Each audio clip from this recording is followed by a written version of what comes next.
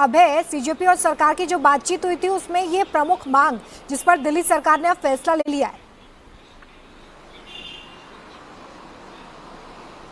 देखिए बिल्कुल रोमिता, दिल्ली सरकार ने प्रेस रिलीज के माध्यम से साफ तौर पर यह बता दिया है कि दिल्ली सरकार का जो होम डिपार्टमेंट है वो अब इस पूरे प्रोसेस को, यानी कि सुप्रीम कोर्ट की जो गाइडलाइंस थी उनको फॉलो करेगा। इस प्रोटेस्ट में जितने स्टूडेंट्स थे, प्रदर्शनकारी जो कि शांतिपूर्ण तरीके से प्रदर्शन कर रहे थे या फिर किसी भी तरीके से प्रोटेस्ट का हिस्सा थे, उन पर कोई भी किसी भी तरह की दिल्ली सरकार आगे कानूनी कार्रवाई नहीं करेगी। जो मुकदमे दर्ज हुए हैं उनको वापस लिया जाएगा, लेकिन इसमें वो लोग शामिल नहीं हैं जिनका क्रिमिनल बैकग्राउंड है, और ये भी सुप्रीम कोर्ट की गाइडलाइंस के हिसाब से ही देखा जा रहा है। असल में इस पूरे प्रोटेस्ट में 2873 ऐसे लोगों का चेहरा जो है वो सामने आया था जिसमें उनके ऊपर कोई ना कोई मुकदमा चल रहा था, उनका क्रिमिनल बैकग्राउंड था। तो इस प्रेस रिलीज का मतलब यही है कि वो जिनका क्रिमिनल बैकग्राउंड है वो लोग इसमें शामिल नहीं हैं, लेकिन बाकी के जो भी प्रोटेस्टर थे, जो अपनी मांगों के लिए, जो स्टूडेंट्स थे, जो जंतर मंतर पर